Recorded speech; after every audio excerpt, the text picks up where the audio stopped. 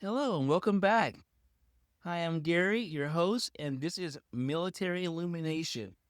We're a podcast for high school students who are considering joining the military, enlisting in the military, and their family and friends, right? Or anyone who's connected with a high schooler that may be interested in helping them make the decision, whether it's a family member or a friend, okay, or even a counselor at their school.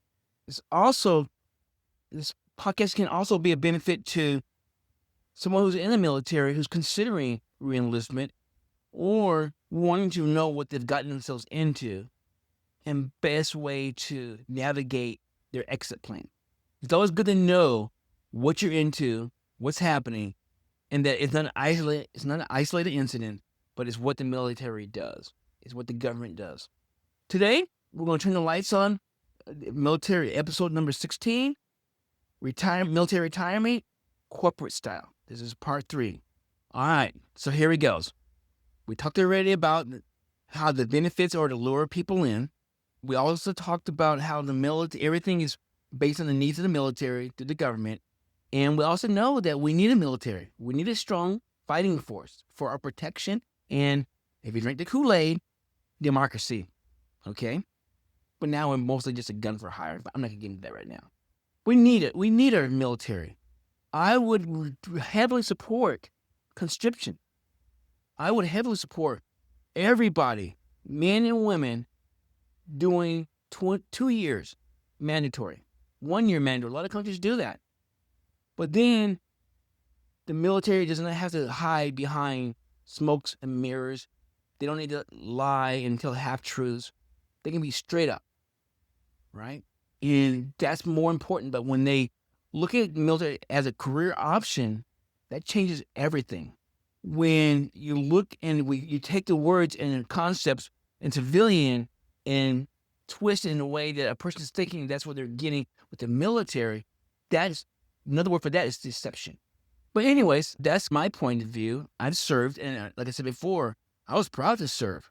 And it hadn't been for the Washington National Guard, Feres Doctrine, who's also tends to be right now, as in general, we wouldn't be having this conversation.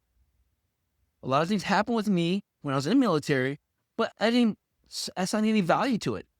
Not until the incident happened at the Washington National Guard with my friend. And it made the last 30 years reflect on it and try to help them get through this situation. Okay? My life, it was illuminated for me by 19 Acts of Injustice by Feres Doctrine in Washington National Guard. Okay? So now you know the rest of the story. So let's talk about corporate style retirement. It's not unheard of in the corporate world to get rid of people before their retirement.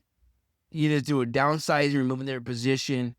Sometimes you get politics and a person isn't able to retire. They get pushed out, they get nudged out. That's okay. That's what happens. And a lot of times when it happens, there's a severance package. That's not bad. It's enough to wipe up it's enough to dry the tears up for a little bit. It's a soft landing. And you can always walk away. And that's half the burden is that you can always walk away. In the military, you cannot always walk away. When you're in a situation where politics is playing it, they're playing it. You're in play, a person is in play, and there's nothing they can do about it. They have to sit there. They just take it. They have to take the abuse. But, okay? Corporate style, that's what we're talking about, corporate style. Corporate America. In the military, they have something similar to that. Remember we talked about they talked about, can the government truly pay $100,000 for college tuitions for everyone who joins the military? It's not feasible. Okay, it's not going to happen. So can the military, can our governments, can our taxpayers can support everyone who gets in the military and keeps a clean record and decides they retire? Can they continue to pay those salaries? No. It's almost like a game with the officers and enlisted or the military. Okay. I say the officers because they're in the driver's seat. There's a difference. Officers can resign their commission and walk away.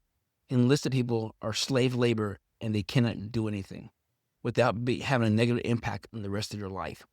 Between 18 and 19 years prior to the 20-year mark, issues pop up. The military has a record of getting rid of soldiers, sailors. Oh, I said that. I hate that. Getting rid of people in the military before they can retire. It's usually at the 18 and 19-year mark. It can be anything from a bad EER to anything. Maybe you don't make the weight law. They don't like the weight thing. Maybe there's challenges. It can be made up stuff. Remember, the nasty four is the Feres Doctrine, which means that they can make up anything and make it stick. Okay? So now you're going to do 20 years, your nose clean, no issues, no problems. Come up to the 19-year mark, everything all hell breaks loose. It happens. Your senators know about it. It can even be a medical condition that they just get rid of you. So here's the thing about it is that expect it to happen either as you're trying to get out of the military or at the 18-year mark all the way to the 20-year mark. A lot of people are forced out. They don't need you no more. They're forced out without retirement. Think about that. Is it worth it? Target for early release. Sometimes the military can just start getting rid of people because they're downsizing. Rift, it happens. All of this is based on the numerous ways the military can get rid of people because they cannot sustain the debt load of paying for retirement in medical and dental. Okay? It could even be a medical condition that they're not even recognizing and that you can't perform your job, so you're going to be medically discharged. Right? You may have to fight for your retirement benefits, for your medical benefits, but you're not going to retire. This is really a short podcast because there's nothing else to say. There's no guarantees that you're going to retire. When we talk about the four nasties, that one is the Feres Doctrine. Basically means that there's no accountability. The military has full immunity against anything. The court systems will not side with you because they will not go against the military.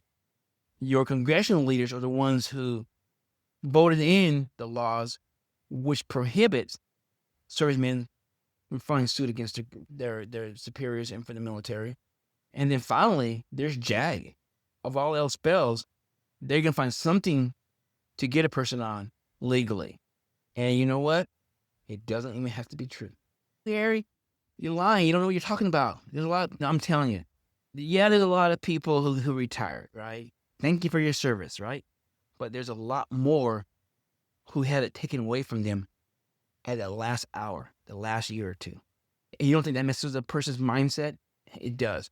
It not only does it affects you your job-wise, but depending on how you got out, depending on what's your prospect for a job after you get out for government. If you get out less than an honorable discharge or general discharge, that's going to affect your future income. So you're going to go retire. It's not guaranteed. Okay. So what's my story? What's the connections? I would say I had a very good career. Okay. No problems until I decided I was going to get out. Medical condition. I had some knee issues that I sustained incident to my job. I'd had 2 surgeries. One surgery when I was stationed in Korea. Doctor put me on a protocol. My command was trying to make me to break the protocol. All right, they were giving me a hard time. Then finally, my first I had to get a P3 profile and say, this is going to affect your retirement or this is going to affect your promotion. I was probably close to getting, I was getting in that window for secondary. And the words I probably regret, I should have never said it, but here's what I said. It doesn't matter. I'm getting out anyways. Okay. I knew I needed the medical records because I knew I would need them when I got out. Whatever surgeries I think they said I needed to get to, I wanted to have it done before I got out. So I get to Fort Lewis, I was in Korea at the time, and my lieutenant, my platoon leader, gave me a bad EER. Now here I am, I've been 9 years. I have nothing but spectacular EERs. No blemish on my records. High records, ratings on my marksmanship, on my SQT scores, on my job performances, high. Testing, high. I don't get anything less than a 95. High. I was even in line, I was being considered, they were doing a background check for me for the White House communications at the time that I was here. So I went to complain to my my sergeant major of battalion, and here's what he said. He says, I know, Sergeant Tarver, it is not true. We know it's not true what they said in here. But there's nothing I can do about it. I cannot make him change it. Wow.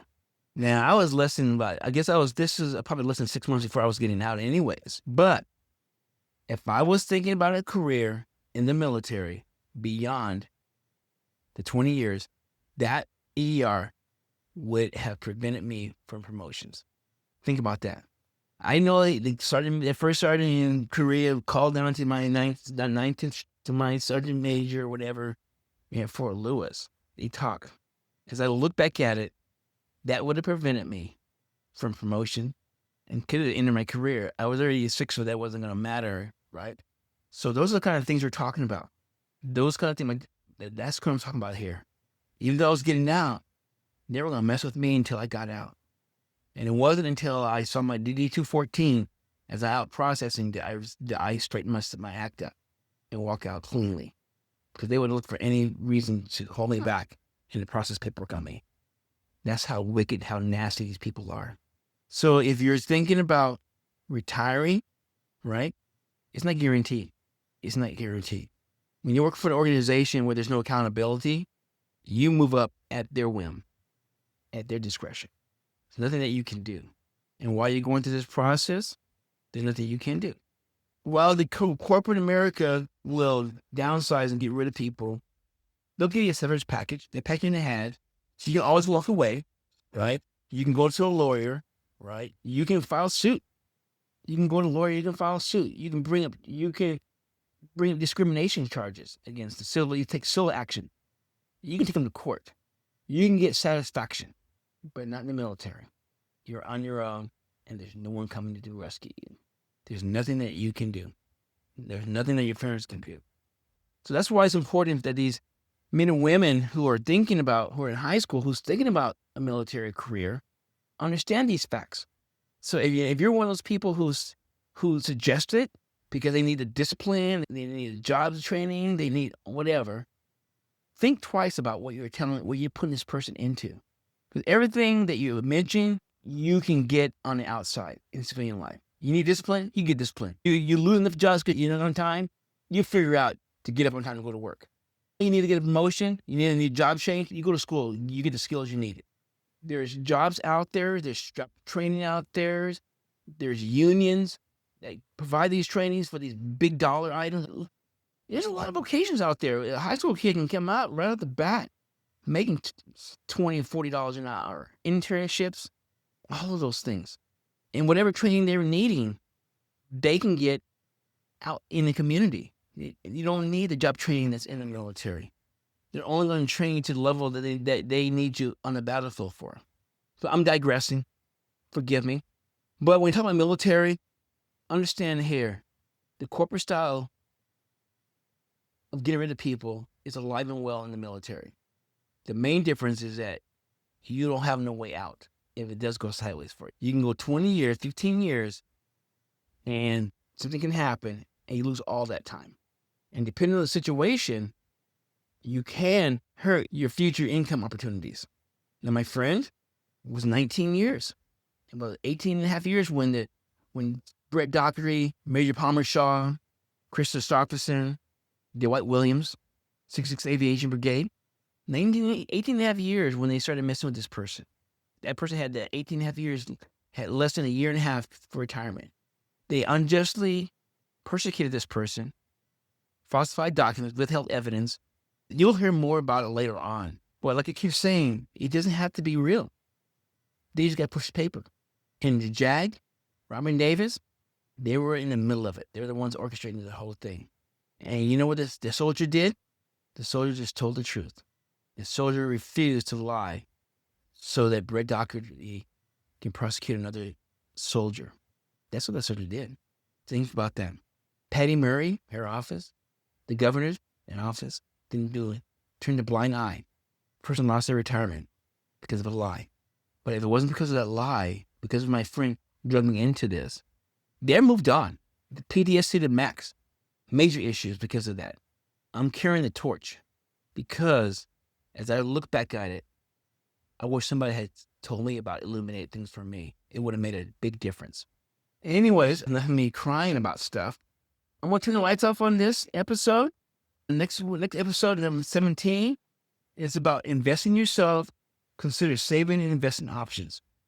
Military retirement, part 5. Thank you. Have a good day.